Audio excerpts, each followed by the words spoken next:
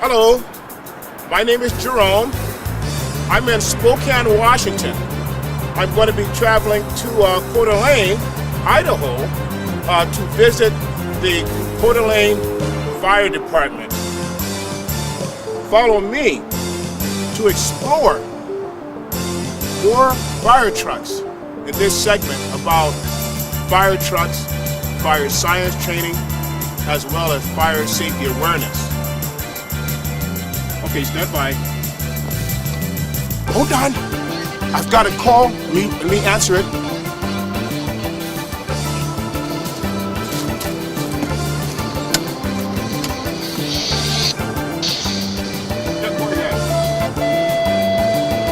Yeah, right, Roger.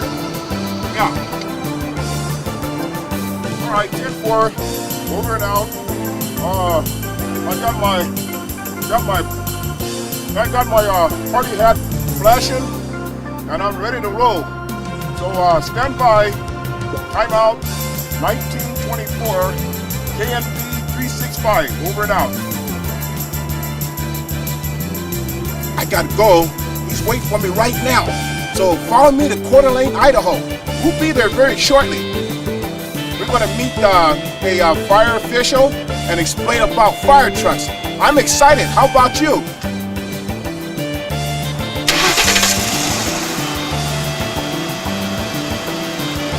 And away we go!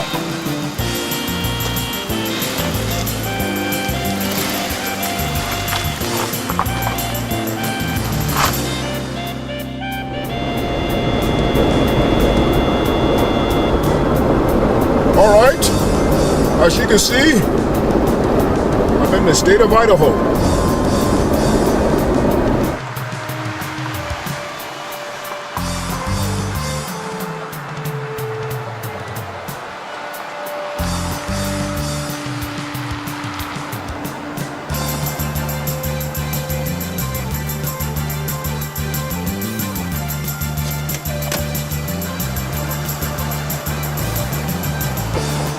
Well, I'm at the Coeur D'Alene Fire Department, and I'm going to go meet our special guest. Follow me.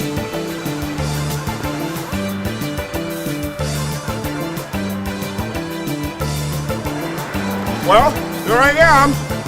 Let's go and meet our special guest. Follow me.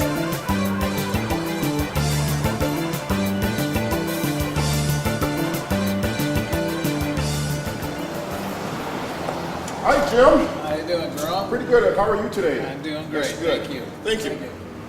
Today, I have a special opportunity to talk with Jim Washko of the Coeur D'Alene Fire Department. Jim is the Deputy Fire Chief, and Jim is going to explain to us about this very unique fire apparatus. We see here the American La France chemical wagon, 1924. Let's learn more about this rig, and as well as about the museum with Jim Washko. And this is 1924 American La France. This was the original fire engine in the city of Coeur D'Alene. It was taken out of service in approximately the 50s and restored by the firefighters in the 70s. We found it out on a lot, so we wanted to bring it back into service. We use it as a parade rig now for the fire department on our parades, 4th of July, lighting ceremonies, things like that. As you can see, it was a beautiful piece of apparatus. We went from basically the horse and carriage into this type of apparatus in the early 20s. And it's in beautiful shape, and it's in here in our museum so that we have it for people to see and to be utilized to show the history and the technology, how it's grown over the years within the fire service. We also have a museum in here that shows the history of the fire department, which was established in 1889. And during that time, it has progressed quite nicely through the years to where we run over 7,000 calls a year within the city. And we have close to 50 firefighters on the line providing service to the citizens. So what we'll do is we'll show you some pictures in here. We just have basically old photos of some of our firefighters and fires that they've been on over the years.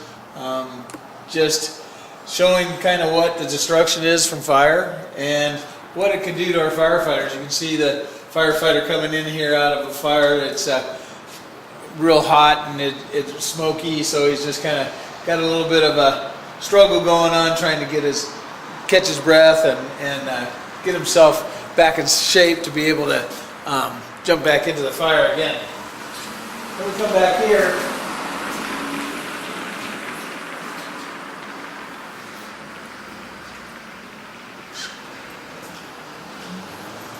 We have some other photos of some of our older apparatus in service during the winter, and then just different fires and medical operations they've been on.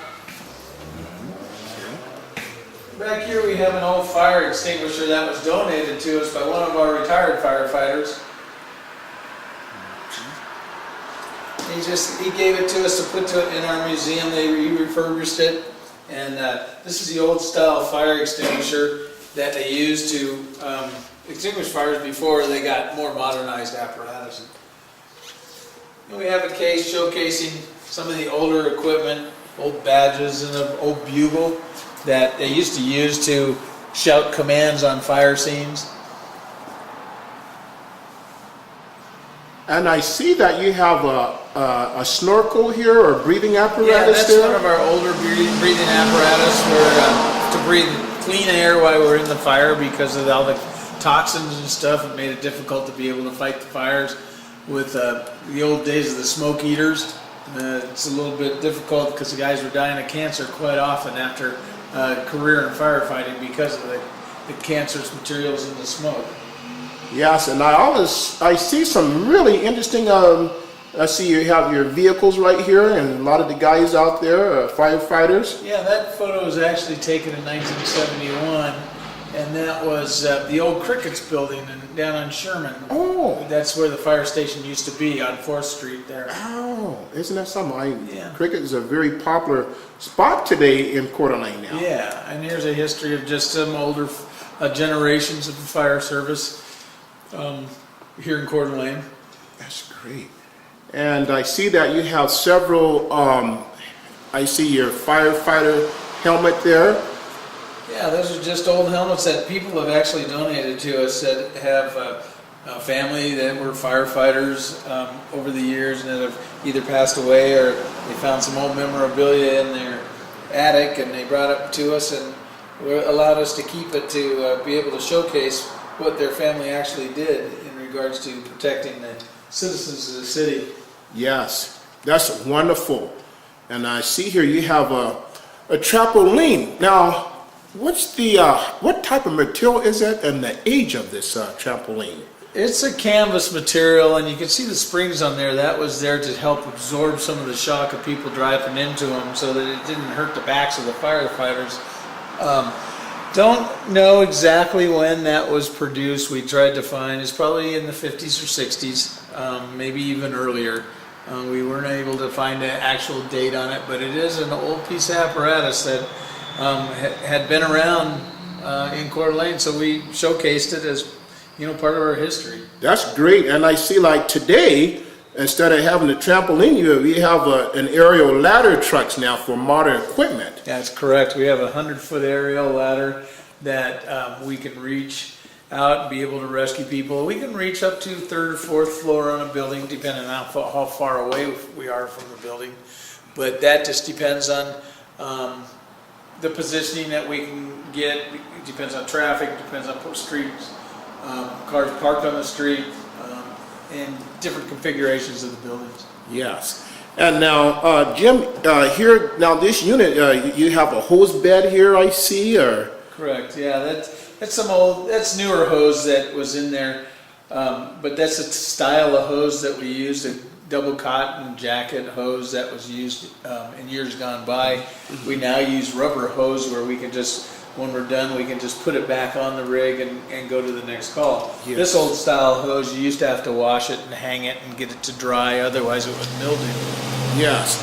And now, Jim, I noticed, how did the firefighters, when you responded to a fire alarm, how did they Where were they seated, or were they standing up in these types of rigs back in the day? Back in the days, they basically tailboard firefighters is what they were called. They basically stand on the back and hang onto the bar while they had the officer and the engineer in the front, and they'd be responding to the fire. Respond to when the they fire. get there, they'd jump off and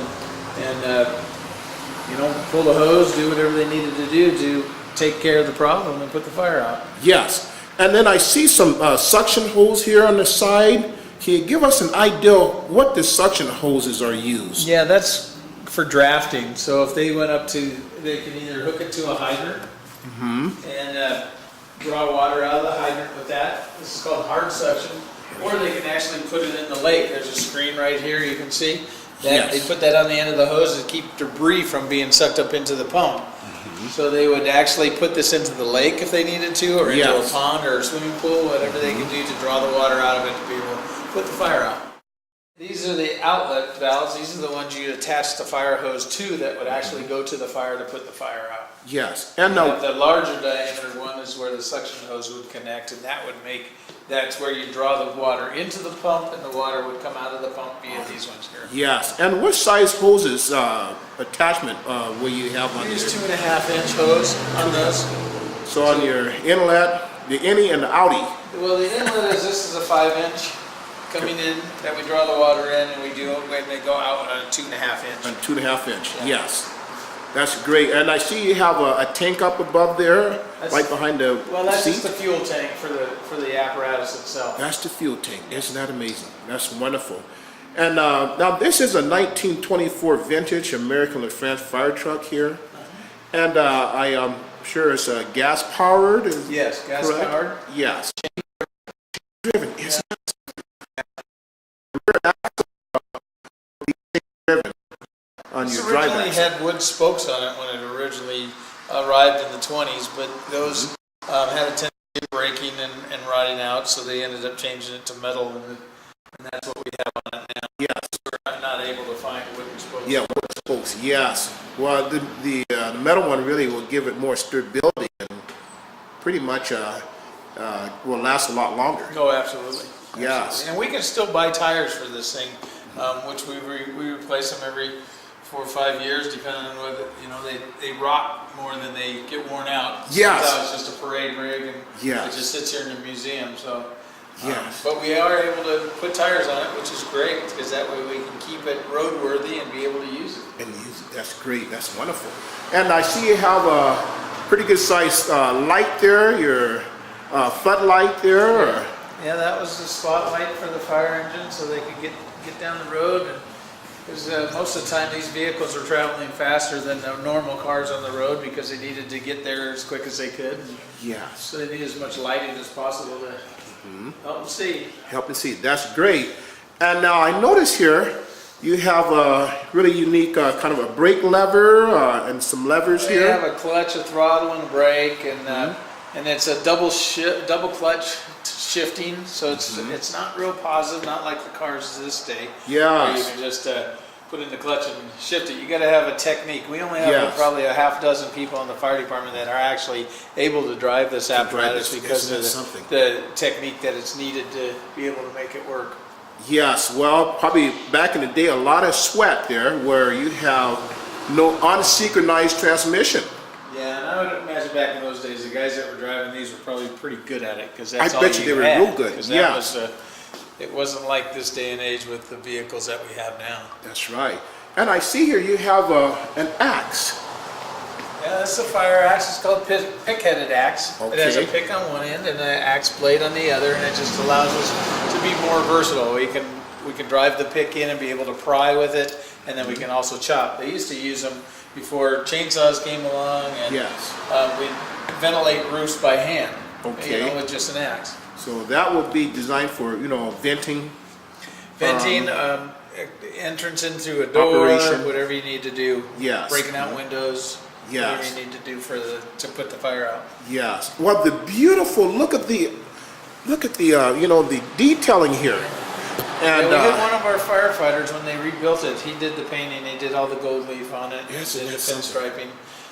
He's since retired, but he did a great job when they were refurbishing this, and it really made it look really nice. Yes. Now, one thing I believe you have a brass fitting there. Yeah. Now, who shines the brass if you get the fingerprints on it? That was one of the newer firefighters. That's usually their responsibility to keep the rigs clean, and Yes. along with the engineer who drives the rig, it's his responsibility. But they work real well. We've coated these since then with a clear coat, so they stay a little bit shinier. Yes. Versus having to polish them all the time. Well, you know, I personally been in a fire museum. You know, I always enjoyed the equipment, but also I was very cautious by not touching the brass because you'll probably have to give me a rag to shine it to keep fingerprints off. We got lots of brasso, and we can and plenty of rags, so we can get you to help us out. That's great. Yeah. Well, Jim, this is wonderful. Very wonderful museum, and we have fire apparatus fans who certainly enjoyed seeing the types of equipment from the early day. And we're also going to learn about your current and modern fire rigs as well coming up in this segment. So Great. follow us, and we'll show you more from Coeur d'Alene, Idaho. We're here with Jim Washko. So tune in and follow us. It was a thought, but it was all the way. So, yes. I think so. I think that's probably the best place for it. Seems. Okay. Yeah. Yeah, that sounds good. All right, Jeff. You bet. Thank you. Bye. All right, what we have here is one of the original pull boxes that signaled the alarm for a fire or any emergency problem within the city.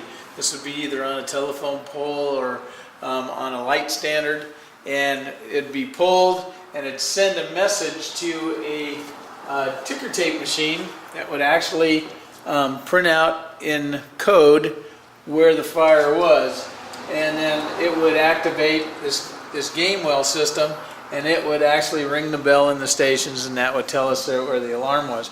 We'd look at the ticker tape, it would give us a number of the box. They'd have a map of where all those boxes were.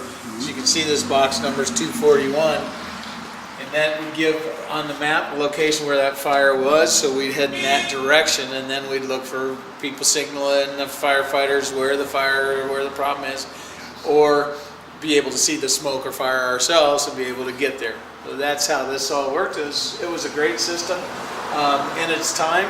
Now everything's automated and comes over the speakers, and it's all done through digital communication. So we've stepped it up just a little bit, but it's still the same process. People have to call us, and when they do, we go and we take care of the problem. Yes, and I see you have some interesting fire trucks here. I see up here, I look like a... That's an old Buffalo, they call it. We That's a actually Buffalo. have that. That was refurbished by one of our firefighters. Isn't that something? That's out at Station 3. At Station 3? Yeah, the union, the firefighters union actually owns it, and they use it for doing different events. In fact, they're going to use it for Santa. Take Santa around this year, and we do a food drive each year where they collect food for people, and Santa Claus comes by and drops off some candy canes, and the kids get to sit with Santa. That's Quite wonderful. Quite an event. And I see you have some more, you have other fire apparatus here, I see Yeah, too. and this is back in front of Crickett's, well actually on 4th Street, that's where the fire station used to be. This is the 25 La France right here. Right there. And then the Buffalo's right here, and then we go on some of the other apparatus, which we've never found. They probably turned into scrap someplace. Yes. But some people, the old Buffalo, somebody had it in his garage out in Wolf Lodge, and called up one day and asked if somebody wanted it. One of our guys took it and completely refurbished it. Isn't that something? Yeah, it's really nice to have that history. Wow. Because you can see it, it told that it was a Coeur d'Alene fire rig, and Yes. and they refurbished it pretty much to meet that look Yes. and keep it just the same. So it's pretty neat to have that history. That's amazing. And I see you have another picture frame here.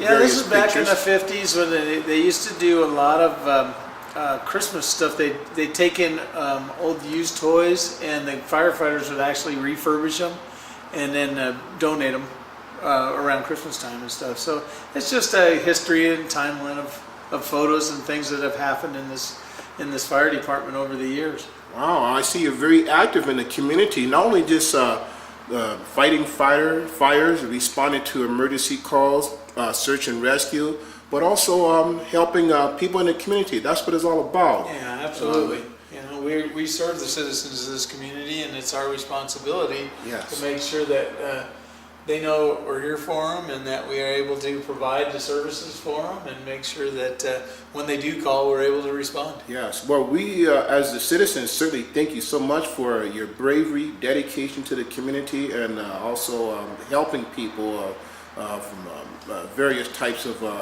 could be calamitous fires, fire prevention, and fire safety is so important for people to learn about fire safety and prevention of fire. So Absolutely. Thank you so much for that. Prevention is really the number one aspect in this business. If we can prevent the fires, then they're not going to start, and we're not going to get people hurt, and they're not going to lose their property. So that's really what the focus is all about. Yes, indeed. Well, thank you so much.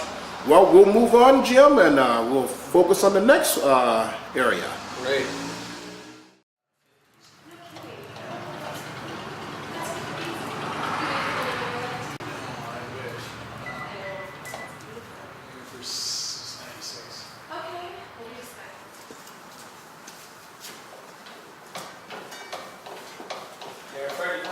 Established in 1889. Here? Yeah. Really? Yeah. Okay, the same location, everything? Yeah, well, this used to, Station 1 was in the 70s. If you know where Crickett's Restaurant is down Sherman, that used to be the fire station. No way. Yeah, if you look down, if you go down 4th Street, you'll see the arch doors, and that used to be where the fire station was. No Actually. Yeah. kidding. That is... Okay, wave at the camera. Can you wave? You guys say hi? Hi. Do you want to be a firefighter when you grow up? Yeah. Would that be nice to be a firefighter? Yeah.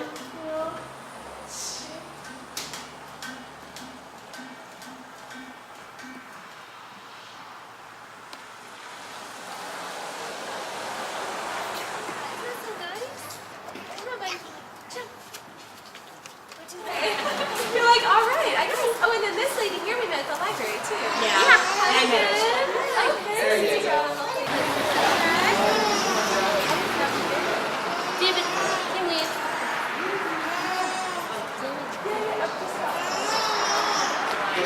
There you go. Hello, I'm in Coeur D'Alene, Idaho, and this is the 21st annual Lighting Festival parade.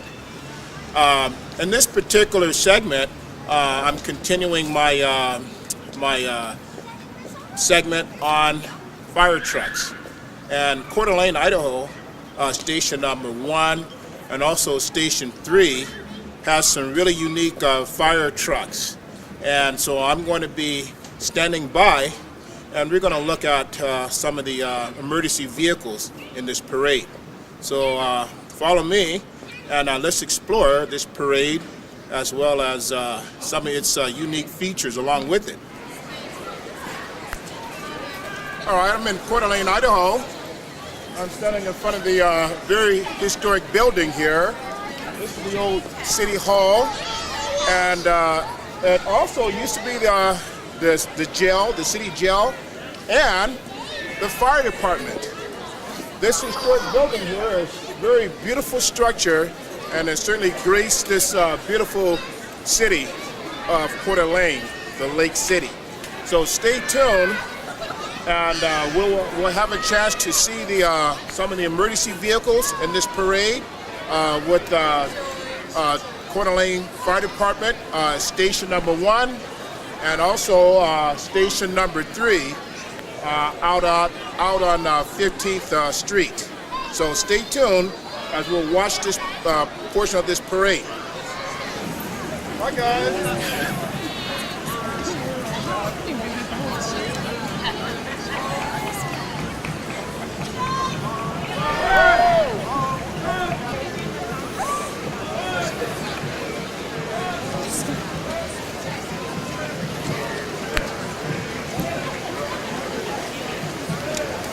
Again, we had a chance to see Coeur d'Alene, one of their newest patrol car. And here we have Kootenai County Sheriff with their new design here. We have a couple of Idaho's finest officers right here passing by us.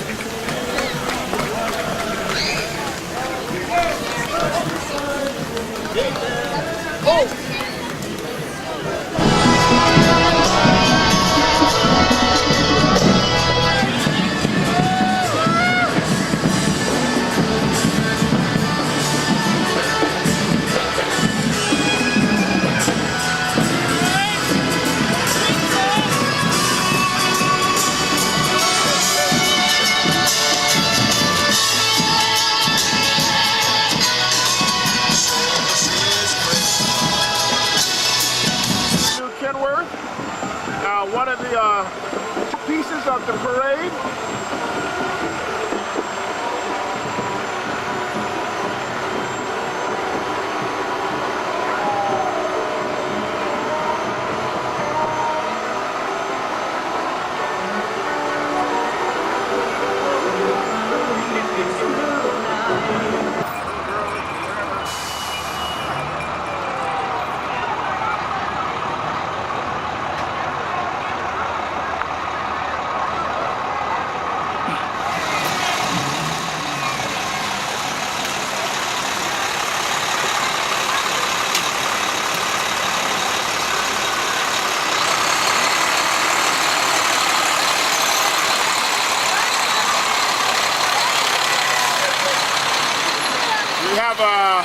We have what they call, that's an aerial ladder truck. You can see it has a ladder and it's hydraulic. And so that's their new aerial ladder. And you can see the back of the rig. We also have a vintage fire truck. This is a Buffalo 1950s model.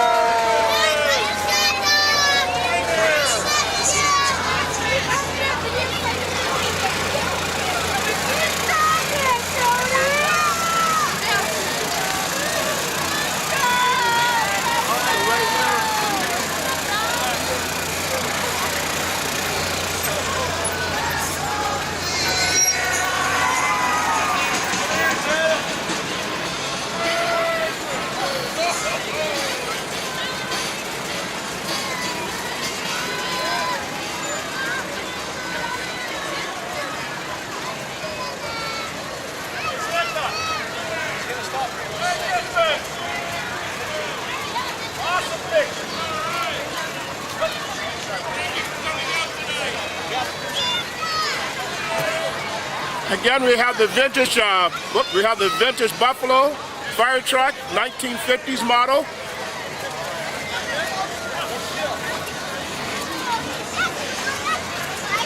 And again, as you can see, fire trucks are not always used to fight fires, but they can also use to be in a parade event.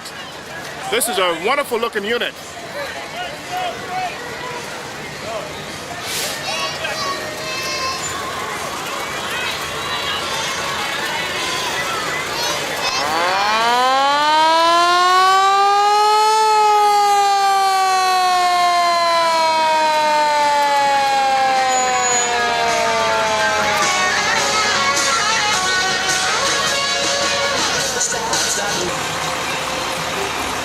Again, we'll have a chance to see Coeur d'Alene, one of their newest fire truck. This is a hydraulic ladder truck.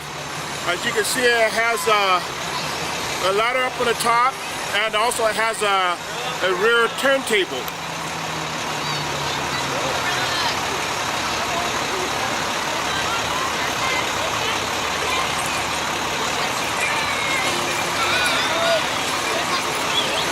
You have your ladder unit, and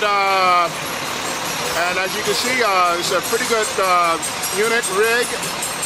This truck here can be able to reach some of the high buildings here in Coeur d'Alene. Can't get a better parade than that. Okay, and again, we got word from one of our residents here of the history of the buffalo. That fire truck here, as we just filmed, it's been in the fabric here in Coeur d'Alene, Idaho for many years. And it's still in beautiful shape. Take a look at this rig one more time.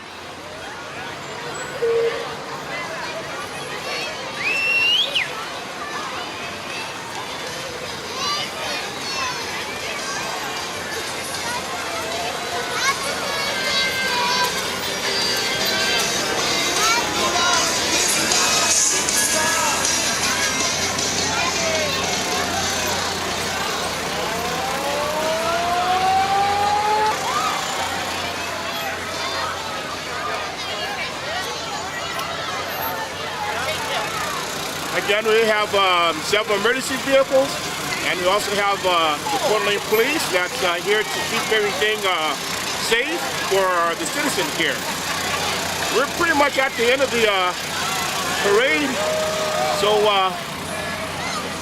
let's follow the vehicles down to the lighting event and enjoy what's left of it. From Coeur d'Alene, Idaho, my name is Jerome. See you soon.